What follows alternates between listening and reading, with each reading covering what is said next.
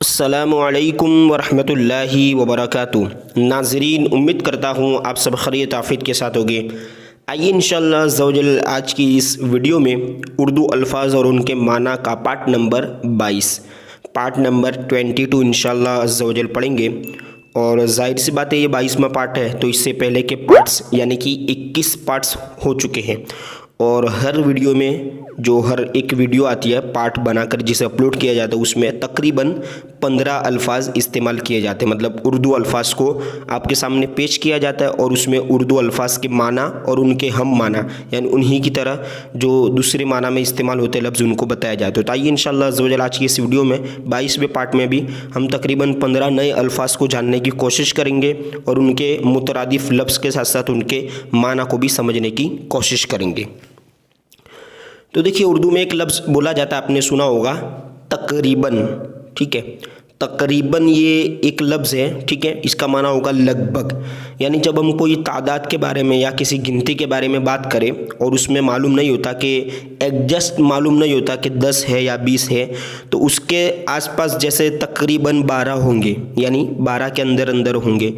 जिस तरह इंग्लिश में इसी के मामले में यानी इसी लफ्ज़ के अंदर इस्तेमाल होता है ना, ऑलमोस्ट कहा जाता है। ठीक है, देखिए इसी तरह दूसरा एक और लफ्ज़ है उर्दू में जिसको आपने किताब वगैरह में सुना होगा, कुफ़ार। तो कुफ़ार से पहले काफिर को समझना है। तो काफिर यानी कुफ्र करने वाला है ना, इनकार करने वाला, और कुफ़ार यानी काफिर लोग, ये कुफ्र की जमा है।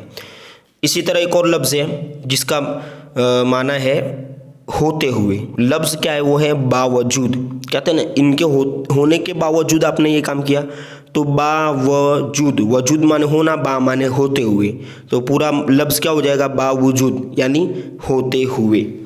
इसी तरह एक और लफ्ज़ है ज़ियारत। जैसे कहते हैं ना कि आपकी ज़ियारत हो गई या फिर आपकी ज़ियारत होती तो अच्छा होता। तो ज़ियारत का माना क्या होता है? मुलाकात।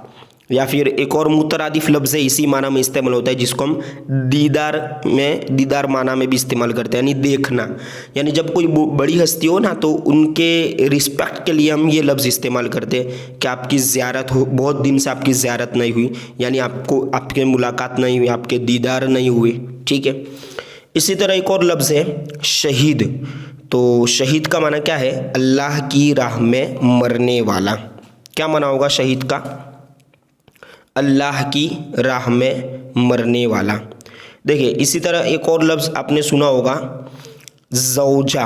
उर्दू में ये इस्तेमाल होता है जा से, ज़ौजा। तो इसका माना क्या होता है? बीवी, है ना, वाइफ। और इसकी जो जमा है यानी एक हो तो बीवी, लेकिन ज़्यादा हो तो अज़वाज। जैसे प्यारे आका सल्लल्लाहु अलैहि वसल्लम की जो बीवियाँ हैं उनके लिए अज़वाज मुतहरा कहा जाता है ना। तो ये अज़वाज ये ज़्यादा हो जब बीवी की जमा है, यानी ज़ौज की ये जमा है। ठीक है, इसी तरह एक और लफ्ज़ आपने सुना होगा उर्दू में, ये है लफ्ज़ फ़ारसी लेकिन इस्तेमाल उर्दू में होता है, नीज़। तो नीज़ का माना क्या होता है? भी। जैसे कोई पैराग्राफ या फिर कोई नया जुमला शुरू होता है जो आगे वाले जुमले से रिलेटेड होता है, तो उसमें क्या नीज़ ये भी कहें, यानी भी। ठीक है, इसका माना क्या होगा? भी। इसके बाद एक और लफ्ज़ है इब्ने रसूल। तो इब्न माने बेटा और रसूल यानी रसूल, प्यारे आका सल्लल्लाहु अलैहि वसल्लम। ठीक है, तो इब्ने रसूल यानी रसूल का बेटा। चूँकि ये उर्दू की चौथी किताब से उर्दू अल्फाज को लिया गया है, तो आपने अगर उर्दू किताब के जो पार्ट्स चल रहे हैं उनको भी नहीं देखे, उन वीडियोस को भी देख लीजिए, ताकि अगर जो लफ्ज़ और जो माना समझ में नहीं आए तो आपको समझ में आ जाए। इसी तरह एक और लफ्ज़ आपने सुना होगा मुतकल्लिम। तो मुतकल्लिम का माना क्या होता है? बात करने वाला, यानी जो बात कर रहा है ना उसको मुतकल्लिम कहते हैं, कलाम करने वाला। ठीक है, इसी तरह एक और लफ्ज़ आपने सुना होगा हाजिर। तो हाजिर का माना होता है जिससे बात की जाए, यानी ये सब ग्रामर से रिलेटेड है, ग्रामर में इनका कुछ हिस्सा है। ठीक है, मुतकल्लिम, हाजिर। इस तरह एक और लफ्ज़ बोला जाता है, आपने सुना होगा ज़मीर। तो ज़मीर के दो माना है, एक तो इंसान की जो ज़मीर होती है यानी खुद, ठीक है, यानी इनकी ज़मीर मर गई है, यानी उनकी जो नफ्स है, इनके अंदर की जो मतलब सोचने समझने की जो शक्ति है, जोश है, उससे भी माना मुराद लिया जाता है। और एक और माना है ज़मीर जिससे किसी शख्स की बात समझी जाए। यानी मिसाल के तौर पर जैसे कहते हैं कि भाई मोहम्मद ने ये काम किया, फिर क्या होता है आगे वाले जुमले में उसने ये काम किया, तो उस, इस, जैसे इंग्लिश में ही, शी, इट, तो ये जो अल्फाज इस्तेमाल होते हैं इसको ज़मीर कहे जाते हैं, जो किसी नाम की जगह मतलब इस्तेमाल हो। इसी तरह एक और लफ्ज़ आपने सुना होगा उर्दू में, सियादत। सियादत का माना होता है सरदारी।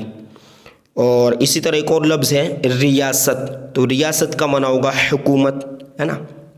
और एक और लफ्ज़ उर्दू में आपने सुना होगा कि बाहिर, बाहर नहीं, बाहिर, ज़ाहिर व बाहिर आपने सुना होगा, चौथी किताब में भी ये लफ्ज़ आ चुका है नाते पाक में। तो बाहिर का माना है खुला हुआ, यानी बिल्कुल खुलम खुला, यानी ज़ाहिर। और इसी तरह एक और लफ्ज़ लास्ट है आज का 15वां लफ्ज़ है आज की वीडियो का, वो है गलबा।